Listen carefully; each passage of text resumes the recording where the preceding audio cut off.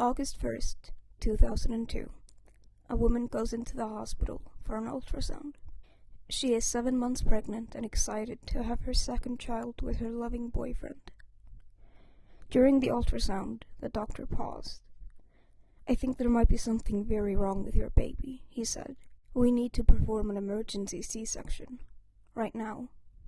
Shortly thereafter, the doctor pulled out a baby from the woman's womb. The room was silent. There was no crying, no heartbeat. But then the desperate doctors hooked the baby up to a baby defibrillator.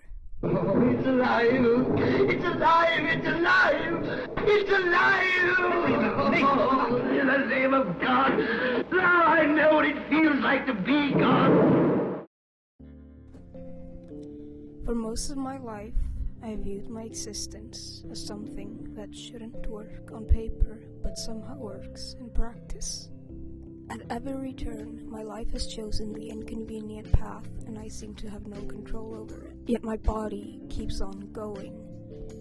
If I'm being honest, I don't think I should be alive.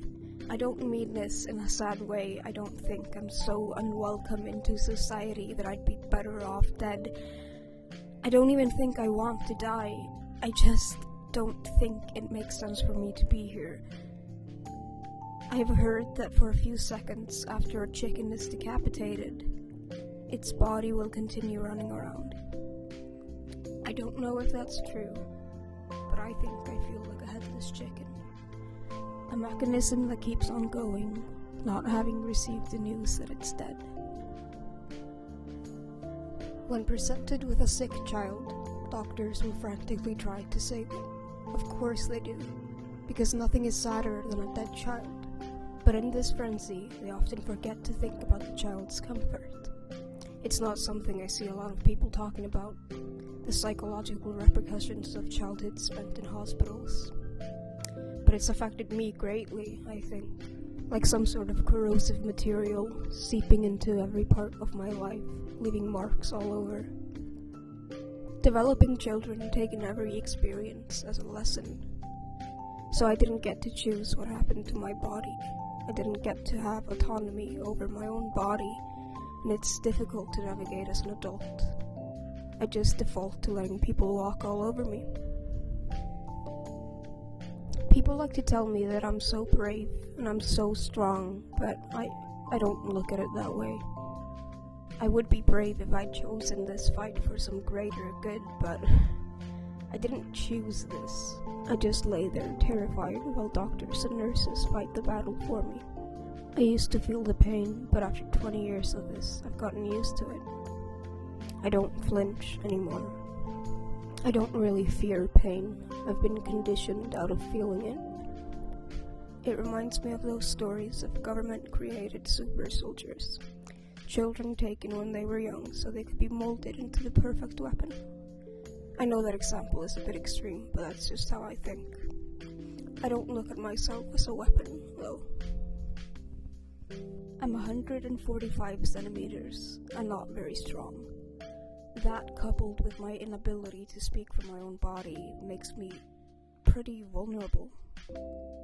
But I could never really play sports, and in Iceland that's crucial for your social life. I spent most of my childhood in my own head. The social isolation led to disassociation. I still feel very disconnected at times. Trauma can be as much of a source for anger as it is for pain.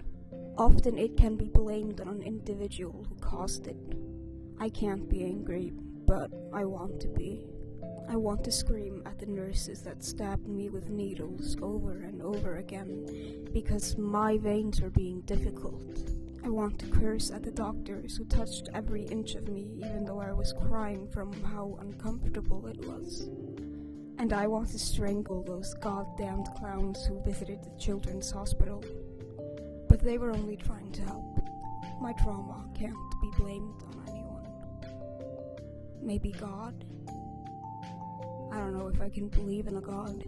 My life just seems unfair. That's really the best word that I can come up with. When I was 18, my doctor told me that a stem cell transplant could possibly cure my condition. This treatment could free me from having to get 6-hour-long blood transfusions every 3 weeks. I would be able to travel for longer, and I could even live abroad like I wanted to my whole life. But there's a catch, of course. This treatment would make me infertile. My doctor told me that we should wait until I'm done having children. We should postpone this life-changing transplant until you've fulfilled your womanly duties. That's how I interpreted that professional opinion. I told this to my coworker, and she said, "That's so unfair that you have to make that decision as an 18-year-old. I hadn't even thought about that. I had finally found a culprit. The medical system is built on misogyny. The patriarchy is to blame. There's definitely some truth to that, but my coworker was right. It's unjust all around. Seems no one is to blame but my own failing body." I did decide to go through with the treatment as soon as I could. I want to start living free of my binds to the hospital. My blood was shipped to Sweden, where they searched the Scandinavian database of stem cell donors. They found no matches. Maybe they'll find one in 5 to 10 years.